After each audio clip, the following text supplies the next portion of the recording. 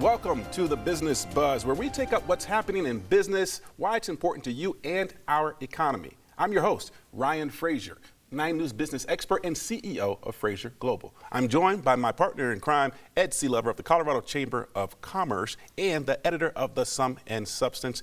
And we are also joined by a very, very special guest here today, 3-time Super Bowl champion and founder and CEO of McCaffrey Brands, Ed McCaffrey. Thanks for joining us, Ed. Thank you for having me on the show. I want to start off with your unique story and where you're at with the business, because to make the transition from a pro athlete to a business owner and to be running your own company and to be out there in the markets these days is unique. Talk to us a little bit about that. Yeah, well, it's a lot of work. Well, I come from a family of athletes, so I don't pretend that anyone remembers what I did. To a lot of people, I'm the mustard guy, or I'm Christian's dad, or Luke's dad. But my wife, Lisa, and I were college athletes. We went to Stanford. Lisa played soccer, played with Julie Faldy, a couple years older than her, against Mia Hamm. And she incredible soccer player, incredible athlete, and played before there was a women's Olympic team, and her career ended before that occurred. I played football, went on to play for the New York Giants, San Francisco 49ers, Denver Broncos, played 9 years here in Colorado, was blessed to be on 3 Super Bowl championship teams. We've sold mustard and horseradish, and a lot of people in Colorado know that, since 1998. So our business has been around for over 26 years, but we just launched this right before the Super Bowl this year. I want to make the shift, though, to a very important topic, that is the growth of women's sports. Women's sports are experiencing a surge in popularity and investment, and there are a lot of economic factors that are driving this growth and implications for the sports industry. Ed, what are your thoughts on kind of what's happening in this space? And I'm going to come to you as well, Ed, to hear just your general perspective. Well, you know, even in the world of workforce development, you talk about the term, you have to be able to see it to be it. And frankly, over the last 30 years, we've had a revolution where more girls are seeing more women's sports, and they are believing they can be it. They can grow into that. And so I think it's feeding on itself that over these past decades, the popularity of women's sports is growing to the point where now people are willing to put money into it. Instead of just saying, oh, I'd like to watch that. I'd like to watch, you know, when I grew up, the NCAA championship for women's basketball was on TV. And that was it. You know, now it's like I'm willing to put my money behind something like this, and I think it's really interesting to see who's putting your money behind this too. You take IMA Group, which is the primary owner of the women's soccer league team that's coming here.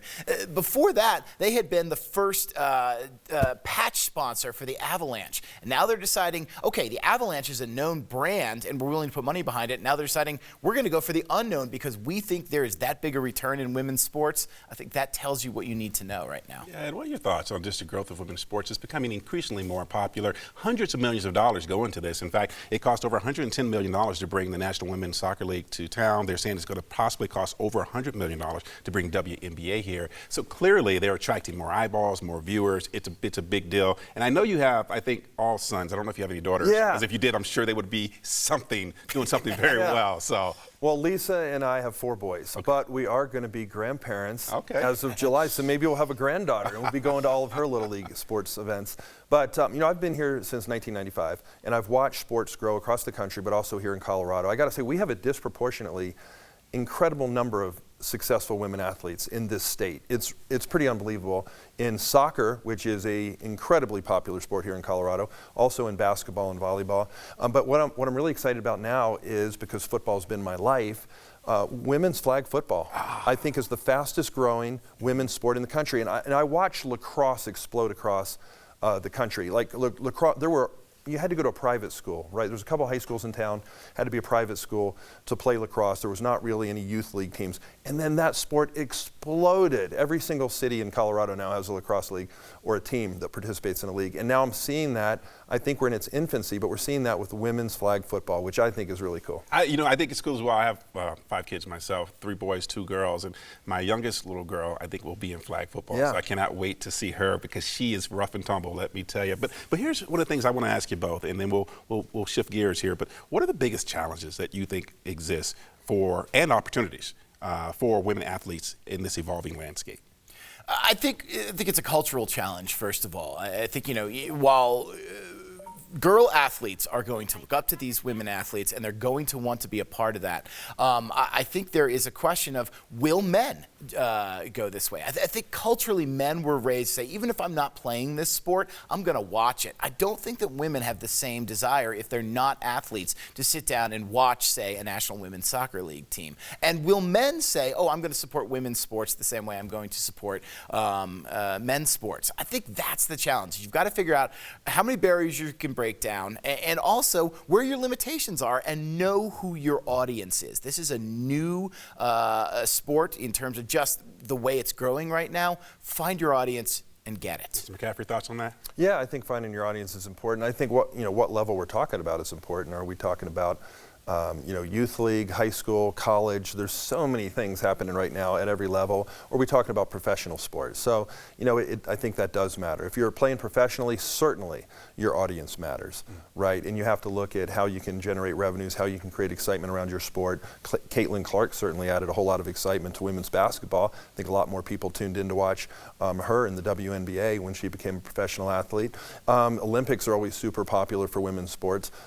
So yeah, I think you do need to know your audience. I think financially, some leagues are subsidized by the professional men's leagues, and I think that's great. I think there should be a platform for women to play sports and to have success. So, know your audience, and just like every other company that has to survive in what's a pretty tough business world, try to make moves that increase your audience and increase your revenues, and provide a product and a service that people want to tune into. Seems like there's a common theme between knowing your audience, whether it be a pro athlete, and knowing your audience for a McCaffrey brand. So that's a really good thing. Now, let's keep the conversation moving. I want to shift gears to another major development in the sports world, and that is name, image, likeness. I say NIL. Not everybody has adopted that yet, but I want to get you all's take on what's happening around name, image, and likeness, the rules in terms of how they're impacting college athletes and athletics, sports in general. So have at it. What do you guys think? I'm going to take it from the business angle. I'll let Ed take it from the athlete angle here. But I think it's a very interesting proposition for businesses to find new spokespeople, if you will. I mean, for many years, especially brands like restaurants, retail, maybe aging brands can look at athletes, have been able to look at athletes and say, they're great, but I can't afford to get one of the Broncos advertised for me. Now you can find the local athlete, someone who's at the local college, someone who's not going to cost you as much, and be able to get in with that younger crowd. I actually have a friend who works in a California-based fast food chain who picked up a couple San Diego State players right before they went to the national championship a couple years ago in basketball. And he said it was a huge marketing boom for them. People were paying attention. They were just tweeting about, I'm eating this fish taco, and then suddenly everyone's looking at them. So I think this is a great opportunity for businesses to use a new way to reach a younger audience and kind of plant that business name that can stick for decades to come in that sense. And McCaffrey, now you obviously you have a couple of kids who've just graduated in pros. You've been there yourself. I'm really interested to hear from your perspective, from a lived experience. How does this strike you? Yeah, well, NIL, the word you're using, was what I got for NIL when I went to college, which was nil. I got nothing. But I can imagine that my sons would have done pretty well in college if they had name, image, and likeness back then. And something had to change. There was several multi-billion-dollar lawsuits against the NCAA by multiple organizations and players. And there was a time, even as recent as when Christian, let's go back 8-9 years, was in college, where players weren't even allowed to start their own companies. We have a business buzz show here, right? You couldn't start your own company and get funding, even if it was completely legit, which is what he tried to do. He had a very interesting idea for a company. He's with some brilliant people at Stanford. It was a technology company. They had the whole business plan. Everything was laid out. They wanted to get funding to grow their business. They couldn't do it. So you're being treated differently than an average student that goes to the university. Stanford's known for brilliant people dropping out and making $1 billion. But you're not afforded that same luxury if you're an athlete. So things did have to change.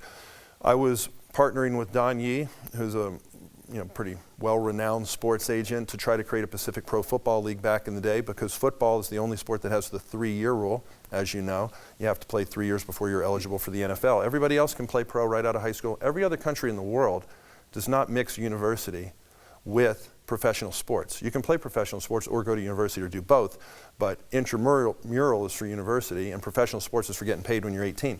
And every other sport allows that around the world. So football is a little bit different than these other sports. I'm all for players being able to make money off their name, image, and likeness. Most of the players will not play professionally. Like, this is their opportunity to get rewarded. But we could talk for days on this topic. No, you're right about that, because here's one of the things that I observe, right? It's really fundamentally altering the financial relationship between college athletes, universities, and sponsors. And you're having a lot of these kids go into the portal, right, to take advantage of these opportunities. And one of the interesting observations, I was sitting in another meeting where the athletic director for Metropolitan State University of Denver shared an interesting statistic, and that is 60%, and this is countrywide, 60% of student athletes do not find a school after entering the portal, which is really staggering, which it means that, while people are being drawn to these opportunities to make more money, go to bigger schools and have these opportunities, and some of them are getting them. So, yay. But 60% of these kids who are entering the portal are not landing a home, and they're not getting taken back to their schools. A really big risk that I think needs to be really understood well and communicated to a lot of these kids to say, hey, if you're going to take this risk because you want that reward on the other side of it, it may be there for you, but it may not. And you don't know if your coach in the university is going to even take you back. So, that dynamic really strikes me as something that's not being talked about enough. But before we wrap up, I want to give you guys any last minute words on just kind of name, image, likeness, and the importance that you think it'll take on in the future. I think much like we've discussed about for other rules, they need to define these very closely. They need to be able to say, here's what you can do, here's what you can't do, before you just start seeing people get salaries at a university level. I think that's going to be the future of the program. Any last thoughts on this topic? I think the most important topic that we need to bring up, because the lines between amateur sports are being blurred with professional sports. These lines are being blurred more and more every day. We're going to get into the conversation, which goes back to 1955, and Ray Dennison, whose wife looked for disability because of his passing. And that's what it's going to turn. At what point do the players, the athletes, the student athletes, a coin that was turned back in 1955 to differentiate college players from professional athletes? It was a brilliant term, and the NCAA's great lawyers. But at what point are athletes going to ask for disability and workers' comp and be treated like an employee? Because at this point, you're getting paid to play. Yeah. And if you're getting paid by your school, it's going to be easier for them to make the case that we are professionals and we deserve the benefits that every other company provides their employees. Huge issue. Yeah. Actually, that also came up, this whole employment relationship. And that said, we got just a few minutes left to cover our final topic. And gosh, so much more we could talk about there. That said, I want to dig into real quickly, let's wrap this up talking about this business of sports conversation with a discussion around arena football and the economics of sports arenas. I interviewed Tony Thompson, owner of the Colorado Spartans, who had a little bit to say about moving their home games to Denver Coliseum. It's an experience that's unlike any other, and there's stimulus the whole time. I tell my staff that, hey, all we want to do is we want to create those memories. We want little 9-year-old kid to remember this for the rest of their life. It's the only time they ever came, they thought, man, arena football was so fun. Let's talk a little bit about this. I'd love to hear just your initial thoughts on the arena football in Colorado. Do you think it has a place? Do you think that there's a business behind it that will support it here in Colorado? I think football is a sport that always has a place here. And I remember going to Crush games back when they were active. But I think this is where you have to differentiate yourself. Why are you different than the Broncos? Why are you different than other football teams? I mean, we're seeing a spring outdoor football league that's come up now. You have to be able to say, not just we're football, but here's why arena football is different. Maybe you market it a little bit more to the family. Maybe you market it a little bit more to the Friday night party crowd. It doesn't matter. But to prove the efficacy of arena football, again, here in Colorado, you have to say why you're different than the Broncos and why you have to maybe find a crowd that's also a little bit different than the Broncos. Yeah, and I want to ask you a little bit different slant on this question because, obviously you're a pro athlete, you played in the NFL. The arena football team, Colorado Spartans, are looking at moving their home games to the Denver Coliseum because they don't have anywhere else to play. There's a lot of conversations about stadiums and arenas. There's even some discussion about moving the Broncos stadium away from downtown Denver to places like Aurora. What are your thoughts about, let's just take that, the Broncos, the possible move of a Broncos stadium? Yeah, well, there's certainly a possibility of it. Look, owners are billionaires. I have a lot of faith in the new ownership group. They're doing a phenomenal job. you know, it's really, in my opinion, a real estate play. If you own the real estate and you provide a product or service that pays for your underlying real estate, that is a recipe for success in business. I don't care whether you're an auto dealer, you're a retailer, if you're a pro football team. And you can develop around that and create revenue generating opportunities for the businesses in your community. And look, stadiums are outdated now every 20 years. They're now ready to rebuild them almost about every 20 years. So, you know, it probably will happen. I don't know for sure, but it's definitely a good business play. I yield to Ed on that, but I think if you can own the real estate under your stadium and then develop around it, not unlike how they've done out in SoFi with the Rams and the Chargers Stadium, I think it's probably good for everyone, good for local business, good for the ownership group, good for sports fans. Yeah, well, clearly, you know, whether it be the Colorado Spartans or the National Women's Soccer League team that's coming to Denver, or the possibility of an NBA team, we're going to need somewhere to play, and it's going to take money to make that happen. So we got to cut and run, guys. Ed McCaffrey, I want to thank you for joining us with your unique perspective, and I want to wish you the very best with McCaffrey brands and everything you're doing with your protein bites and your mustards and your sauce. We covered so much ground today, from the growth of women's sports and the changing landscape of college athletics to a real light touch on arena football. We aim to keep you informed, for you to be engaged, and to get ahead of the game. For the 9 News Business Buzz, my partner Ed Sealover, for my special guest Ed McCaffrey, I'm Ryan Frazier. Until next time.